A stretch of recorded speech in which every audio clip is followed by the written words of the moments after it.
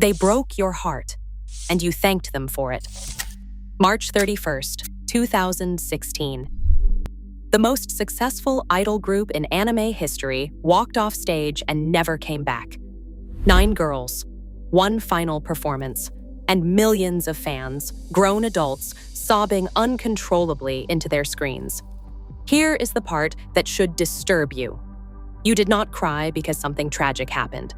You cried because a boardroom full of executives calculated the exact moment your emotional attachment would peak, and then ripped it away.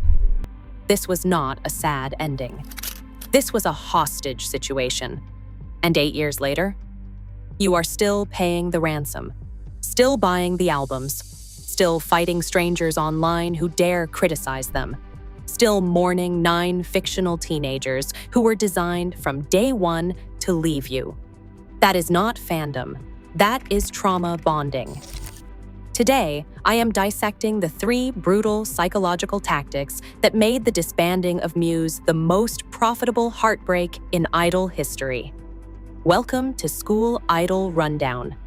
Let us talk about how LoveLive weaponized your grief. The countdown started before you even noticed. Every episode, every arc, every insert song, another reminder that this was never built to last. The show didn't just hint at graduation, it shoved it in your face. Days until the 3rd years leave. Days until Honoka, Umi, and Kotori vanish from the stage forever. The calendar in the background wasn't just set dressing. It was a ticking clock, winding down your time with them in real time.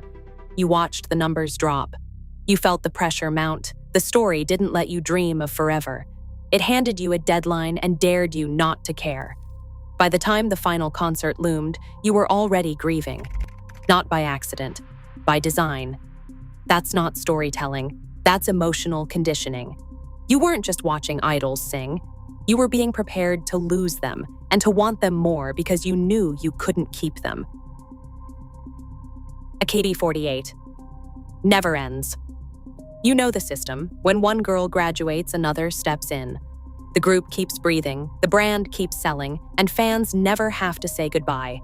There is no finale, just an endless parade of new faces and recycled dreams. That is the safe play, the renewable resource model. But Muse did not take that route. They locked the doors, turned out the lights, and told you there would be no replacements. No second chances. You were not just losing a favorite, you were losing everything, all at once. Scarcity was not an accident, it was the product. By refusing the AKB48 rotation, Muse became a limited edition, 1-print run, no reissues. Every ticket, every song, every memory instantly gained value because you knew there would never be more. They did not just end the story, they created a shortage and called it love. Daniel Kahneman called it the peak end rule. You don't remember the whole story, just the highest high and the final note. That's what gets burned into your brain. March 31st, 2016. Tokyo Dome. 55,000 bodies packed in, sweating, screaming, not breathing. They didn't just put on a show. They built a memory trap. The set list was a roller coaster, but you know which moment sticks. Snow halation. Late in the second half, the dome lit up in orange, every fan on cue, every voice cracking. That was the peak. Then comes the end. The final song, the last bow, the lights going out. That's what you carry. Not the filler, not the downtime, just the moment they made you feel everything at once. The producers knew exactly what they were doing. You left with your heart ripped out, but you also left wanting more. That's not an accident. That's behavioral economics with a glow stick. There is nothing accidental about a group ending at the top. You do not wait for the cracks to show. You do not give the market a chance to get bored. You cut the cord while the crowd is still screaming before anyone can look away. That is business. Idol groups rot from the inside, contracts expire, voices strain, scandals brew, and the next big thing is always circling. The longer you run, the more you risk. a bad headline, a flat note, a burnout that cannot be hidden. Muse sidestepped every pitfall by pulling the plug early. The result?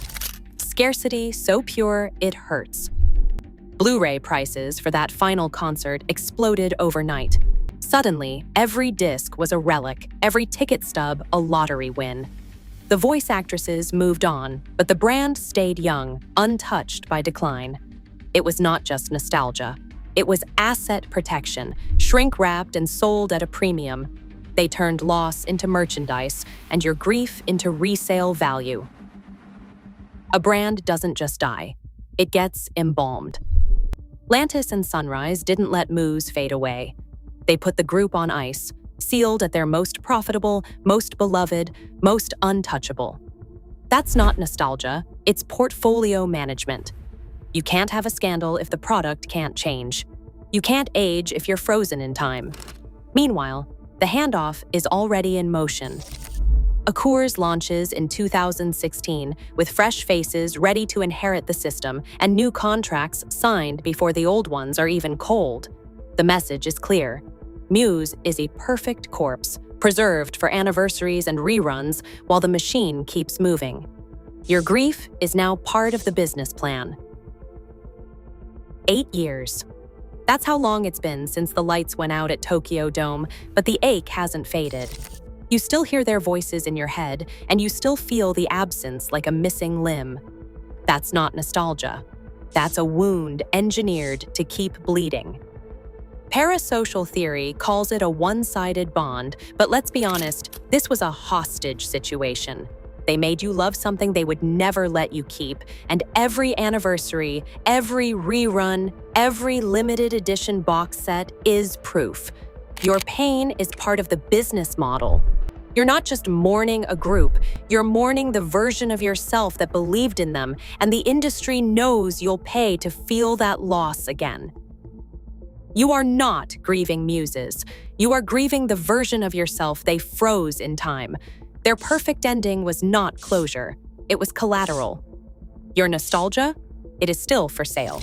Drop your thoughts below.